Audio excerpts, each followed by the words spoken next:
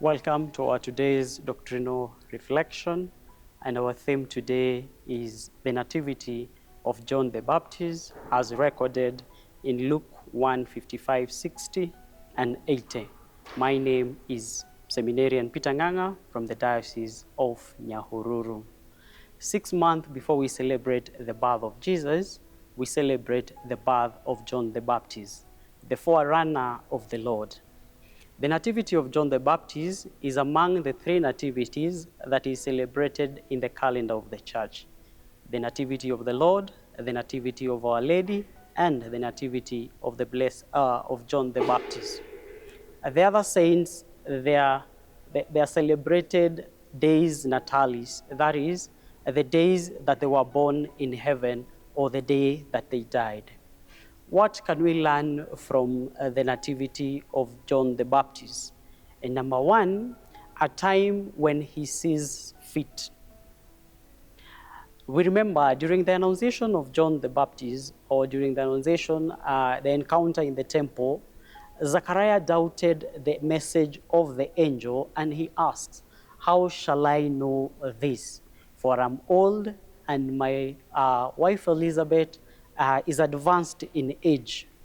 Like Sarah, Zachariah doubted the message of the angel. But as in Genesis chapter 18, verse 14, the angel asks Sarah, "Is there anything marvelous for the Lord not to do?" Or rather, is there anything too marvelous for the Lord not to do?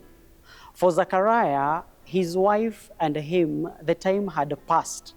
They had given up trying, but God had not given up on them. As in 2 Peter 3:8, we read, "One day is like 1,000 days, 1,000 years, and 1,000 years is like one day for the Lord." So for them, they had grown old, but for God, they were at their prime age. Because God is the author of time. The Lord is not slow in keeping his promise, like in Galatians chapter 4, verse 4, when he says, when the fullness of time had come, then the Lord sent his only begotten Son. And so, for Elizabeth and Zachariah, it was the time of God. It was a time when God saw it fit and he made them parents to John the Baptist. The second point is the silence of Zachariah and the barrenness of Elizabeth. The silence of Zachariah is taken as a symbolic of the 400 years that the Lord went silent from the time of Prophet Malachi to the time of the New Testament. This is because the Israelites had hardened their heart to the message of the word of God, and so God went silent on them, but his will continued, or his plan still continued. Reverse of the silence of Zachariah is that the mission of John was a voice crying in the desert. So from the silence to a voice crying in the desert, prepare the way for the Lord, because John was the forerunner of Jesus Christ. The barrenness of Elizabeth. The barrenness of Elizabeth is compared to the desert, the place where John the Baptist begins his mission. The barrenness of Elizabeth was seen as a place where there was no life. But due to the gift of God, a life is brought back to the womb that was considered barren. John begins his mission in the desert, a place where nothing can grow. A voice comes out to bring back the message of the Lord. The encounter with Mary, that is Elizabeth, made the baby, or John in the womb of his mother, leap with joy.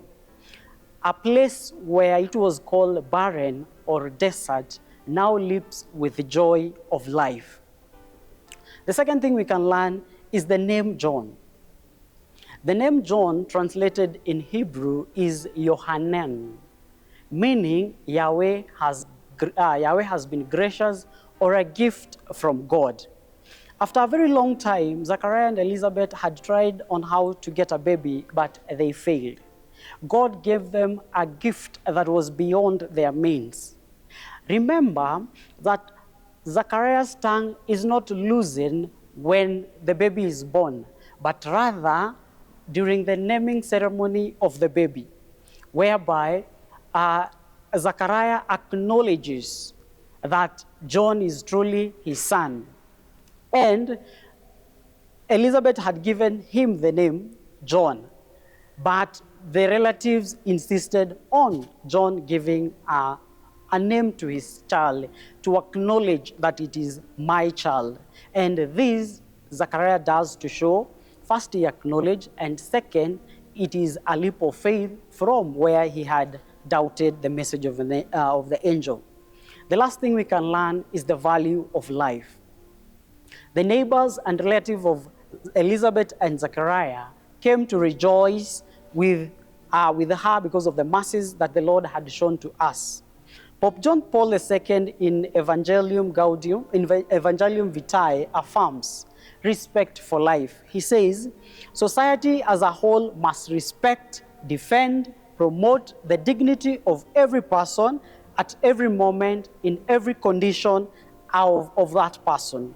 In our modern world, culture of death has encroached in and the dignity of life degraded.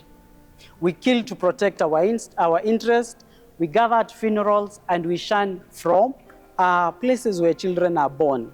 The celebration that is in Zachariah's house is a call to rediscover the value and the gift of life, the breath of God that he breathed in our nostril, as in Genesis chapter 2, verse 7.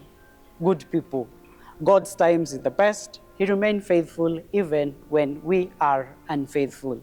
A family that prays together stays together.